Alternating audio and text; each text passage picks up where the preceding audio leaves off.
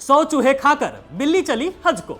दोस्तों, राष्ट्रीय स्वयंसेवक संघ यानी कि आरएसएस के सर संचालक मोहन भागवत की हालिया बयानबाजी पर यह कहावत बिल्कुल सटीक बैठती है। पिछले एक दशक से देश में बीजेपी और संघ की नफरत वाली राजनीति ने जो जहर घोला है, उसके बाद अब जब उन्हें जमीनी हकीकत का अंदाजा होने लगा है, तब अचानक संघ प्रमुख हिंदू शब्द का बिल्कुल नया और समावेशी अर्थ समझाने लगे हैं। सवाल उठता है, यह हृदय परिवर्तन है या महज डैमेज कंट्रोल की कवायद? मोहन भागवत ने यह नया ज्ञान 18 नवंबर को असम के गुवाहाटी में दिया।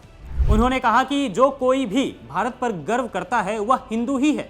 उन्होंने आगे कहा कि भारत और हिंदू पर्यायवाची हैं और भारत को हिंदू राष्ट्र होने के लिए किसी आधिकारिक घोषणा की आवश्यकता नहीं है।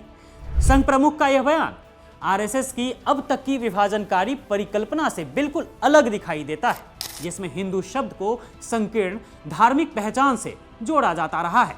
लेकिन अगर भागवत जी को यह बात पता है कि भारत और हिंदू पर्यायवाची हैं और हिंदू कोई धार्मिक शब्द नहीं है बल्कि राष्ट्रीयता की भावना है, तो सवाल उठता है कि पिछले कई सालों में संघ की पाठशाला से निकले बीजेपी के नेताओं ने देश में कैसा माहौल बनाया। यह विरोधाभास संघ और उसकी राजनीतिक शाखा बीजेपी की दोहरी राजनीति को उजागर करता है। अगर हिंदू सिर्फ भारतीयता है, तो फिर बीजेपी के नेता बार बार अल्पसंख्यकों को क्यों डराते हैं, धमकाते हैं और खुलकर यह क्यों कहते हैं कि हिंदू राष्ट्र घोषित कराया जाएगा? आरएसएस के इशारों पर चलने वाली बीजेपी के नेताओं ने अपने बयानों से देश के अल्पसंख्यकों में डर और असुरक्षा का माहौल बनाया। उनके भाषणों की लिस्ट भरी पड़ी है, जहां एक समुदाय को दूसरे के खिलाफ भड़काया गया। चुनाव जीतने के लिए ध्रुवीकरण की राजनीति को खुलेआम खेला गया। और तो और जब चुनाव नजदीक आते हैं तो ये नेता सरेआम कहते हैं कि एक विशेष समुदाय के वोट मायने नहीं रखते।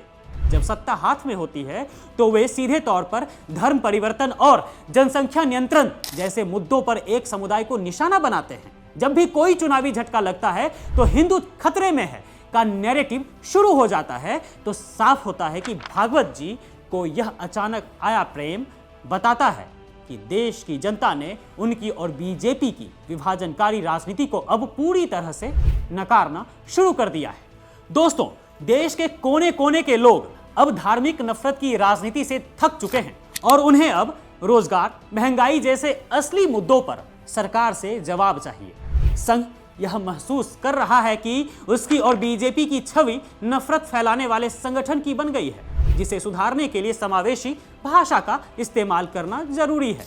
देश में धार्मिक स्वतंत्रता पर उठते अंतर्राष्ट्रीय सवालों का सामना करने के लिए भी एक सॉफ्ट चेहरा दिखाना जरूरी तो है ना। भागवत का यह बयान उस समय आ रहा है जब नफरत की राजनीति का पर्दाफाश हो चुका है। इसलिए यह कहना गलत नहीं होगा कि यह वैचारिक परिवर्तन नहीं बल्कि सियासी मजबूरी है। संघ और बीजेपी को अब यह समझ आ गया है कि वे खाने के दांत और दिखाने के दांत की इस दोहरी नीति से हमेशा जनता को बरगला नहीं सकते हैं। तभी तो डैमेज कंट्रोल करने की जुगत में लगे हुए हैं।